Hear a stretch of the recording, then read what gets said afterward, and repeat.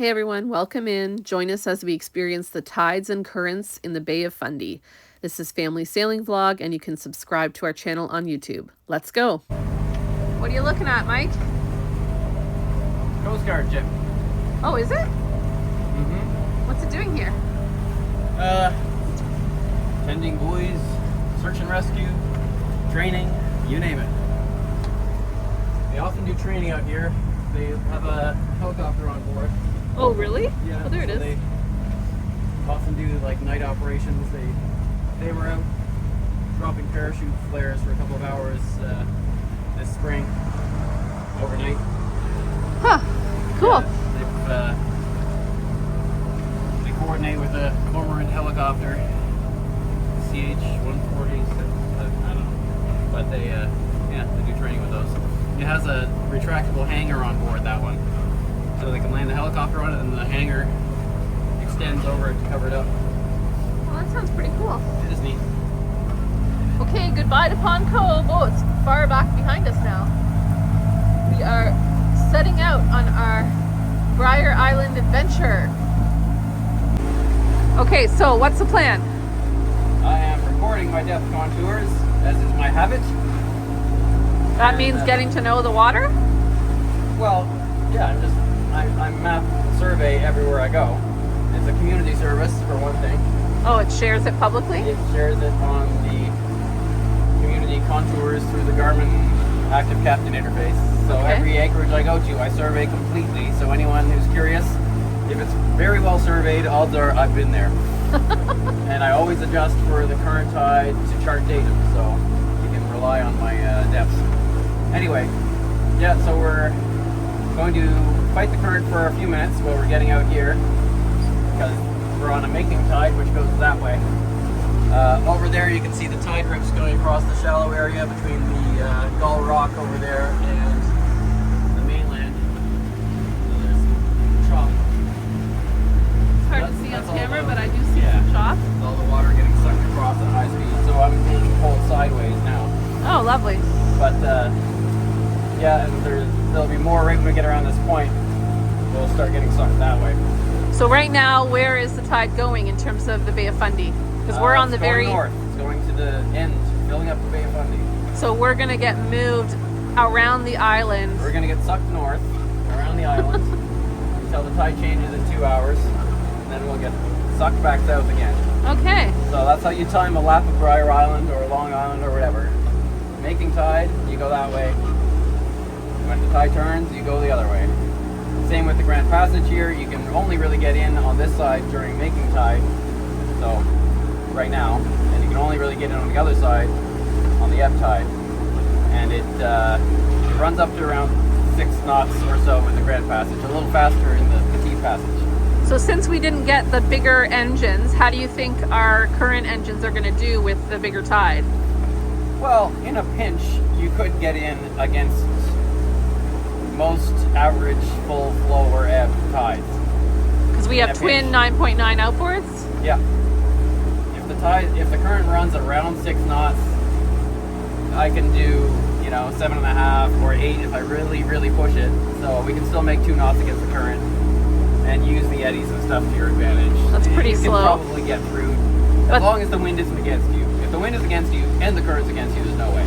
You just sit there not moving at all. Then we'll be staying at an outside of the passage. Yeah, you just find an eddy to wade in. I guess that's kind of why you really have to pay attention to the tides and the weather and just be flexible. Yep. See where it takes us. Yeah, weather looks good for the next, today and tomorrow for sure. Okay. Not a whole lot of wind.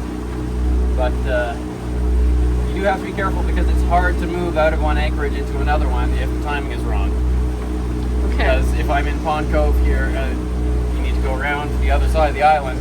If the current's going the other way, it's gonna be a slog. And that is why you made me wake up early and get to the boat bright and early so we could leave Pond Cove at a reasonable hour. Well, I did say I wanted to anchor up at 9:30. It's now 9:32.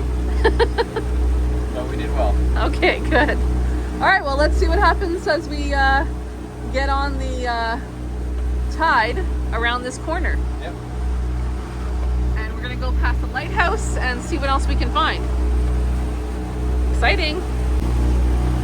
You plotted a route already?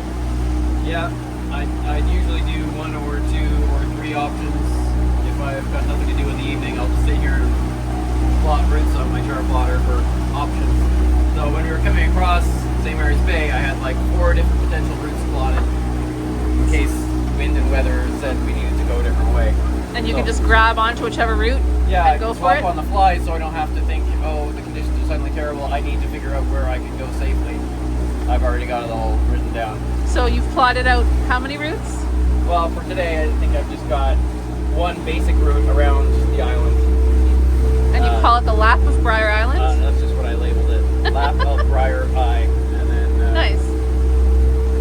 It just shows me at a glance a route that I have made sure has no hazards. Okay. So if something goes wrong or something breaks, I can turn on the autopilot, it'll go to that route, and I can fix whatever the problem is. Well, that's good. Yeah. Sounds like a good plan to be safety conscious. Yeah. All right. We're almost at the bend, or whatever you want to call it. Yeah, almost at the end of the point. Excellent. Yeah. Right now we've got 0.7 knots of positive current, not 1 knot of positive current, and we haven't even got to the line of confluence of current yet. Is positive current a good thing? Well, it's what's making us go the way we want to go. Okay. So yeah. We're going to save on fuel by going with the tide, right? Yeah, I can just go past that line and turn the engines off. We'll be on the other side of Brier Island in an hour. Well, let's not turn the engines off, but, you know. What about sailing? Can we sail out here? Is it going to be good enough wind for that? Well, there's not much wind, but yeah, we've got 6 knots of wind. It's enough if we want. Well, maybe we should just sail around Brier Island then. We just might. All right. Right up ahead, and it's quite choppy. And there's even little white caps. This is where the real current will begin, momentarily. Yeah, tide rips. Tide rips. Hey, I'm getting my first look at the lighthouse. Yeah, from the side from which it is intended to be viewed. Oh, that's exciting. There it is. That's the iconic Brier Island lighthouse.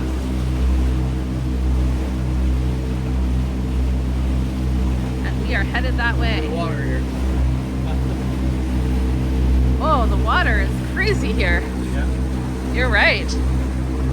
We're getting how far out before we turn right? I am shooting some extra distance because I don't really know what is going to happen. Oh gosh, that inspires confidence.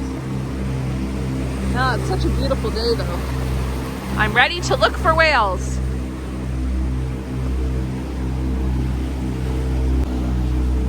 So what's happening now? The current is? Current is 2 knots in the opposite direction of what I expected. Which is what I expected. What, uncertainty? Unpredictability. Yeah, because we're in an eddy beyond this point here, so it's doing a loop. But you can see a spot where the water smooths out. Oh yeah, up pretty ahead. close in front of us here. So it's going to even out. So then it's going to be going, I assume, the correct direction. This feels like a bit of a mixing bowl that we're in. It is. All right, well, let's get to the smooth spot then. Yep. See what we get. See what we get. Thanks for watching. Please like, share, and subscribe on YouTube.